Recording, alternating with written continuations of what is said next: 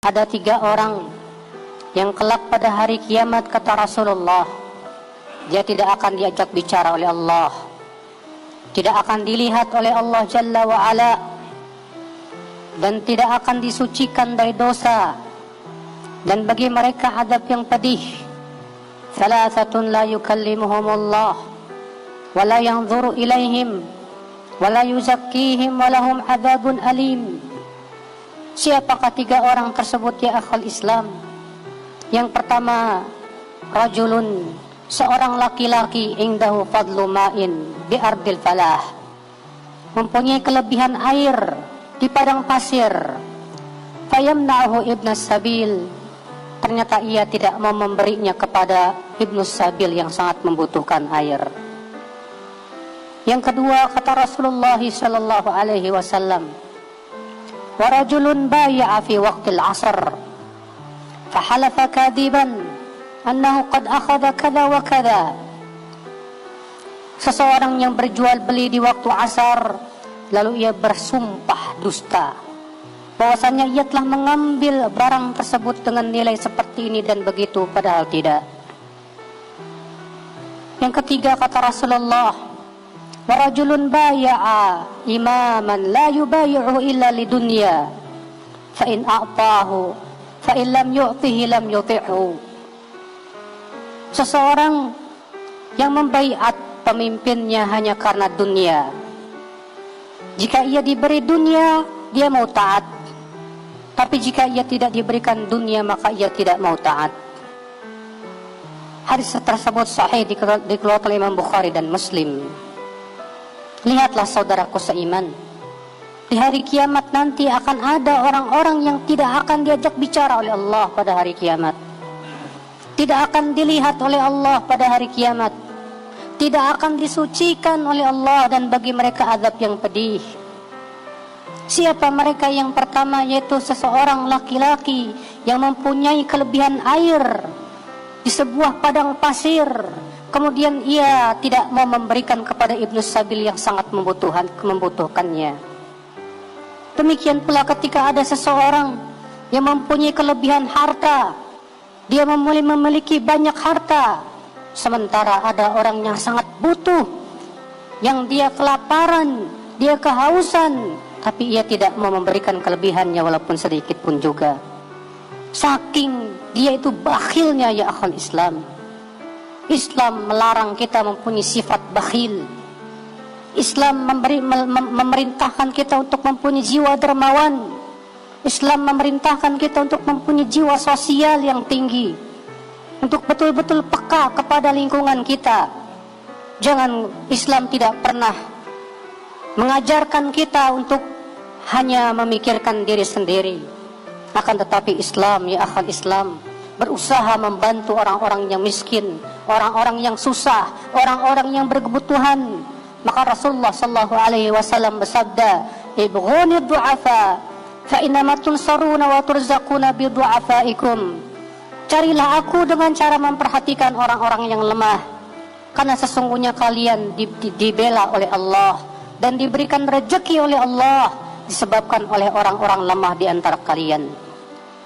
Maka ya akhwat Islam, bahkan Rasulullah menganggap memperhatikan orang-orang yang lemah dan membantu mereka termasuk jihad fi sabilillah.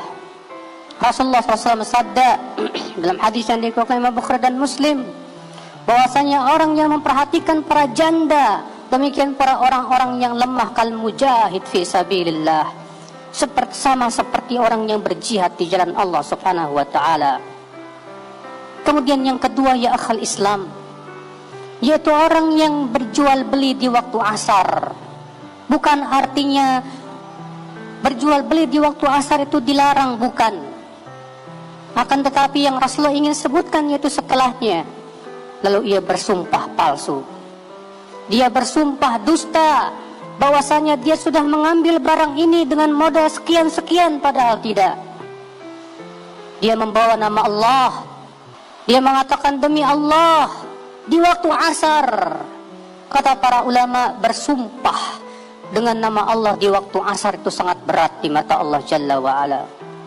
Oleh karena itulah pelaksanaan li'an, saling melaknat laki-laki suami dan istri.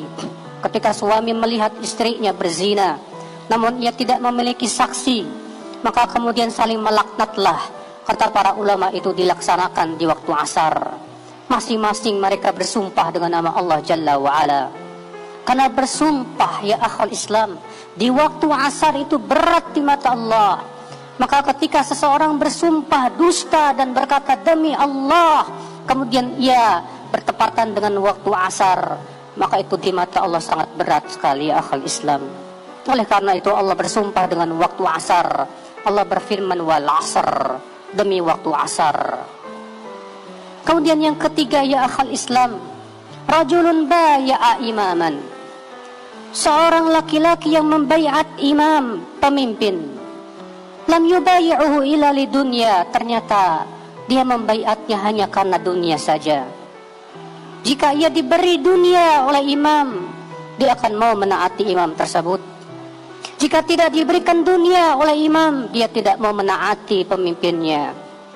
Maka orang ini ya akhul Islam, di hari kiamat nanti tidak akan disucikan oleh Allah, tidak akan dilihat oleh Allah, tidak akan diberikan oleh Allah Subhanahu wa taala bahkan azab yang pedih. Allah pun tidak mau mengajak bicara dia karena Allah murka kepadanya.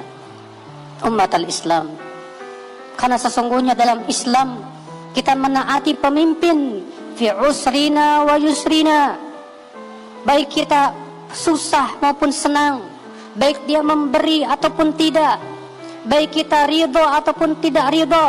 Di dalam Islam kewajiban kita membaiat pemimpin dalam setiap keadaan. Anas bin Malik berkata, baya'na Rasulullah sallallahu alaihi wasallam ala sam'i wa ta'ah fi usrina wa yusrina wa atharatin alaina.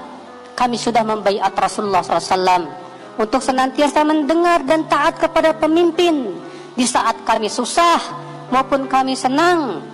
Demikian pula saat pemimpin lebih mementingkan dirinya daripada rakyatnya. Subhanallah, ini berat ya akhul Islam. Tapi itu yang diperintahkan oleh Rasulullah sallallahu alaihi wasallam. Seorang muslim senantiasa berkata sami'na wa ata'na. Kami mendengar dan taat walaupun itu berat. Kesabaran kita di dunia hanyalah sementara ya akhul Islam. Dan sesungguhnya orang yang bersabar itu pasti Allah akan bantu dia. Innallaha ma'as sabirin. Sesungguhnya Allah bersama orang-orang yang sabar. Aqulu qali hadza wa astaghfirullah li wa lakum.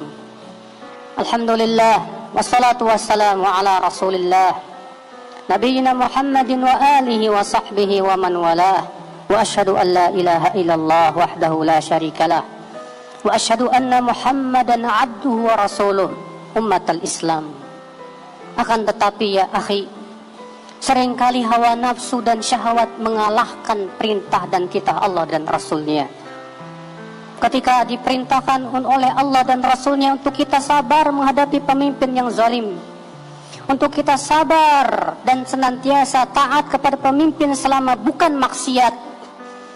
Akan tetapi ya akhul Islam, seringkali kita tidak peduli dengan batasan-batasan agama demi perut-perut kita, demi hawa nafsu kita dan syahwat kita. Kita campakkan agama kita dan syariat Allah Jalla wa'ala. Kita tidak peduli apakah Allah ridha atau tidak. Yang jelas kata mereka, ini tidak sesuai dengan keinginan kami, ini merugikan kami dan yang lainnya. Fa'allahul musta'an.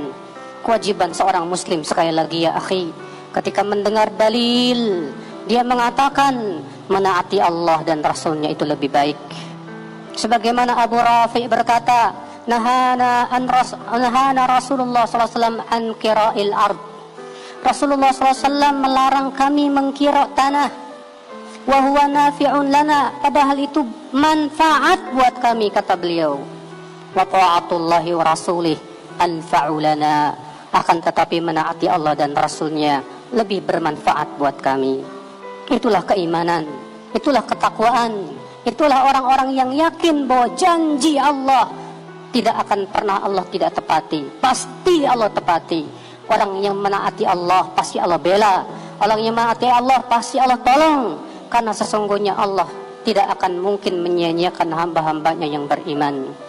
Allahumma salli ala Muhammad wa ala ali Muhammad kama sallaita ala Ibrahim wa ala ali Ibrahim innaka Hamidum Majid. Wa barik ala Muhammad wa ala ali Muhammad kama barakta ala Ibrahim wa ala ali Ibrahim innaka Hamidum Majid. Allahumma ighfir lil muslimina wal muslimat wal mu'minina wal mu'minat al ahya'i minhum wal amwat innaka sami'un qaribun mujibud da'wat. Allahumma aslih ulata umurina ya rabbal alamin. Allahumma rashid syabab al muslimin wa wafiqhum lima tuhib wa tarda ya rabbal alamin. Allahumma a'izzal islam wal muslimin. Allahumma ansuril muslimina fi kulli makan ya rabbal alamin. Allahumma tub alaina innaka antat tawwabur rahim. Allahumma atina fid dunya hasanah wa fil akhirati hasanah wa qina adzaban nar. Wa akhir